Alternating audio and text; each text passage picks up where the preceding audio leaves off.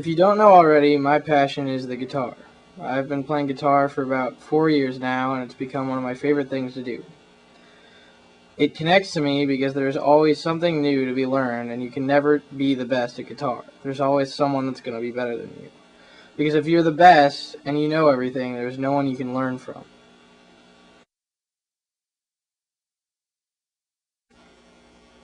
Alright, to make this as simple as it can get, the electric guitar is made up of two parts, the body and the neck. On the body you have the pickups, the pick guard, which protects the body from being scratched when you pick, the pickup switch, which selects which pickup you want to play through, the volume and tone knobs, and the bridge.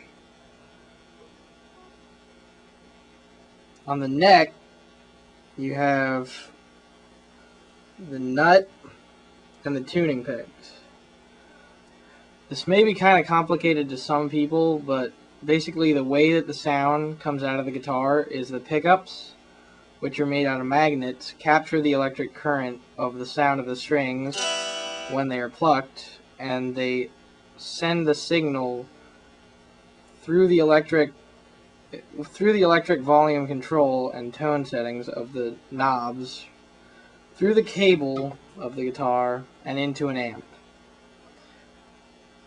and out of the speaker. The amplifier is the box that you plug the guitar into that makes the noise. At concerts, the amplifier is usually placed in front of a PA system, which makes it louder.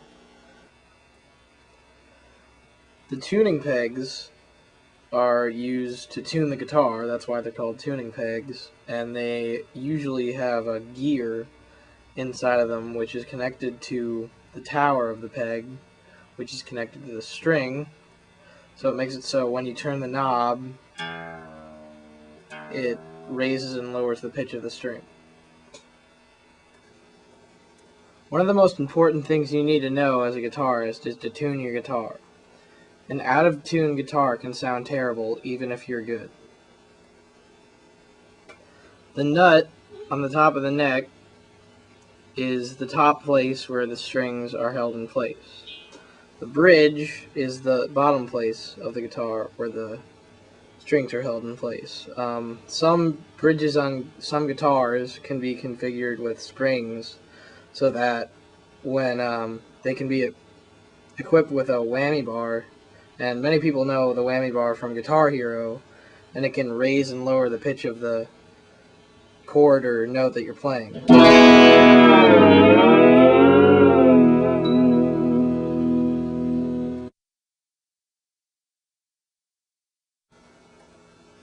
Electric guitar started to become popular in the early 50s. People such as Leo Fender, Adolf Rickenbacker, and Les Paul were some of the first successful guitar innovators. The Fender Stratocaster, which is this guitar, and the Gibson Les Paul, which is this guitar, were some of the first famous guitars to be released and sold in the US and other countries. One of the first great influences of the electric guitar being used in rock and roll was Chuck Berry. He was the guy who wrote Johnny B. Good, one of the most recognizable tunes of rock and roll.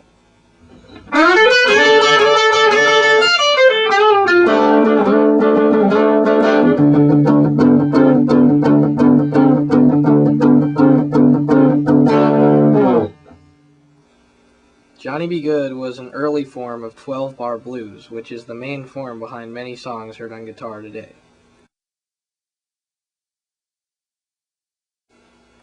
12-bar blues is only one of the many different kinds of techniques used on guitar.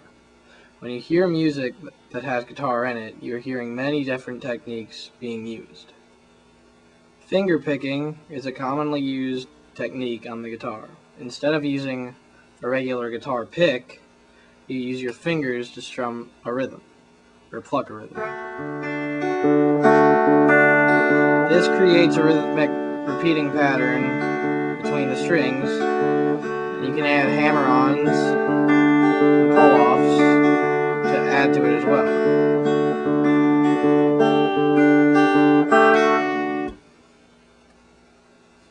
Finger picking is also used in a lot of Mexican music on classical guitars.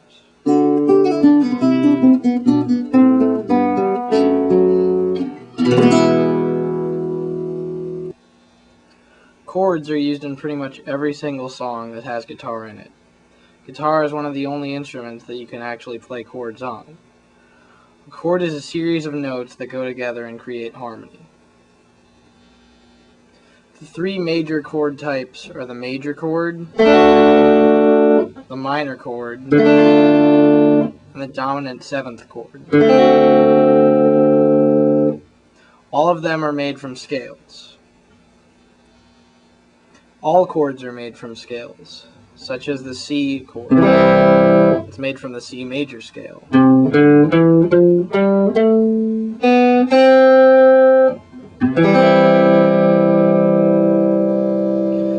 The main major guitar chords are E, G, A, D, C, and F, and B. Different artists have developed different techniques that are used on the guitar today. Steve Hackett and Eddie Van Halen were some of the first artists to make the finger tapping technique popular. Finger tapping consists of just hammer-ons and pull-offs. A hammer-on is when you put your finger on the fret, creating a sound, only picking once. And a pull-off is when you take your finger off the fret, creating a sound, only picking once.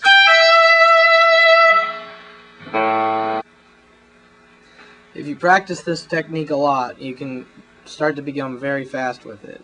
If you put the hammer-ons and the pull-offs together, creating a sound like this.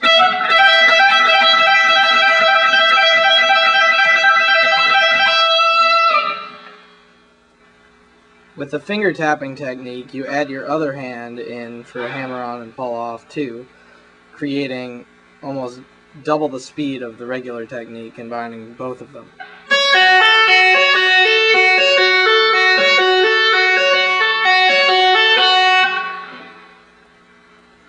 Again, if you practice this technique enough, you can get to be very fast, and it's one of the fastest techniques you can learn on the guitar.